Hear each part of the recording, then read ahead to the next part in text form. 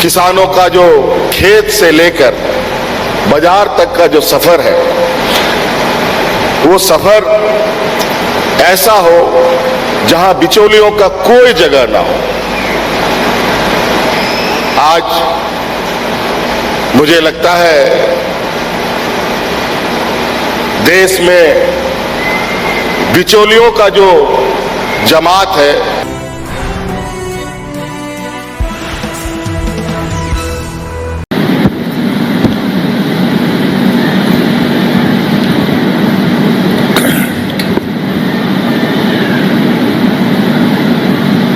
आज यहाँ ICAR के ये शताब्दी समारोह में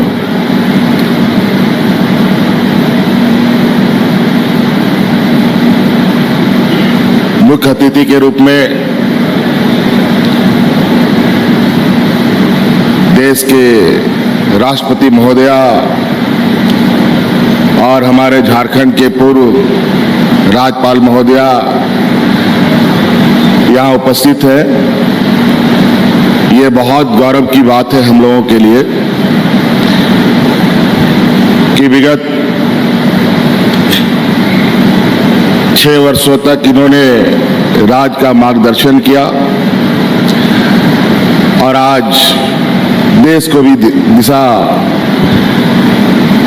देने में लगी है। इनका हम लोग हार्दिक अभिनंदन करते हैं। साथ में केंद्रीय कृषि मंत्री, क्षमा कीजिएगा, माननीय राज्यपाल महोदय जी भी यहाँ हमारे साथ हैं, गंगवार साहब, डायरेक्टर, सभी वरीय पदाधिकारी हैं। इनका भी हार्दिक अभिनंदन करते हुए विशेषकर आप सभी किसान भाइयों को मेरी ओर से जोहार है। मैं बहुत लंबा बातें रखने की आवश्यकता नहीं है।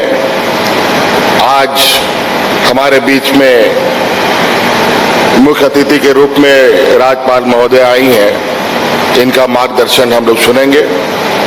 लेकिन मैं इतना जरूर कहूंगा, क्योंकि आज यहाँ कृषि से जुड़ी विषय पर बातें रखी जा रही है और राज्य के भी कृषि मंत्री भी हैं और मुख्यमंत्री भी हैं, और हम आज किसानों की बात कर रहे हैं। हम किसानों के लिए बातें तो बहुत बड़ी बड़ी करते हैं, कागज कलम में भी अच्छे आंकड़े दिखा देते हैं। जहां हम आज 55-50% लाह उत्पादन की बात करते हैं, ये 50-55 नहीं, बल्कि हम इससे भी अधिक 70% के लगभग लाह उत्पादन किया करते थे। लेकिन आज हम घट गए। वास्तविकता किसानों के प्रति आज क्या हालात है। आदरणीय शिवराज सिंह चौहान जी ने कहा कि लखपति दीदी बने किसान। लखपति क्यों, करोड़पति क्यों नहीं बन सकते? और बन सकती है।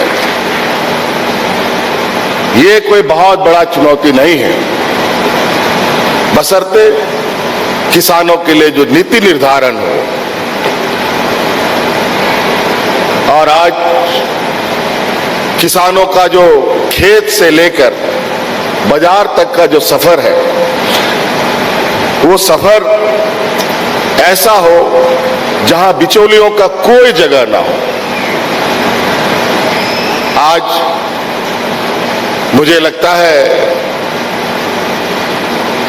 देश में बिचौलियों का जो जमात है, वो इतना शक्तिशाली हो चुका है, इतना शक्तिशाली हो चुका है कि आज आपके मेहनत की गाढ़ी कमाई वो अपनी जेब में ले जाता है। मुझे लगता है किसानों के प्रति जो हम लोगों का संवेदनाएं है, वो आज से नहीं, सदियों से किसान को हम लोगों ने सर आंखों पर रखा है और आने वाला समय भी रखेंगे। इसीलिए जय किसान, जय जवान जैसे नारे देश में गूंजे। लेकिन किसान कितना मेहनत करता है, कितना जद्दोजहद करता है, ग्रामीण क्षेत्रों में किसानों से पूछा जाए, उनके हालात देखे जाए तो पता चलता है। आज के दिन में जैसे पर्यावरण में जो परिवर्तन है, जिस तरीके से कभी कम बारिश, कभी अधिक बारिश, कभी सुखाड़ की स्थिति, ऐसे स्थिति में किसान, अगर हम आंकड़े को भी देखें, ये 100 साल की संस्था हमारा ये अनुसंधान केंद्र है, और 100 सालों में अगर हम किसानों की संख्या देखें तो बड़े पैमाने पर जो किसान थे वो आज के दिन में खेतीहर मजदूर बनने के लिए मजबूर हुए हैं। हमें इन्हें बचाने की आवश्यकता है, और इसका हल, इसका उपाय कैसे निकले, ये राज्य और केंद्र दोनों को इस विषय पर गंभीरता से विचार करने की आवश्यकता है। मैं लगातार राज्य में खेती बाड़ी के प्रति आम सभाओं के माध्यम से, नीति निर्धारणों के माध्यम से, सिर्फ जो मौसमी फसल है इसके अलावा वैकल्पिक खेती की ओर कैसे आगे लोग बढ़े, इस पर हम लोगों ने लगातार काम किया है, और आपके इस लाह उत्पादन को भी हम लोगों ने कृषि का दर्जा दे भी दिया है। और आपको मालूम होगा कि हमारी सरकार बनने के बाद कोरोना का समय था, सब लोग जब घर में बंद थे, मुंह में मास्क लगा करके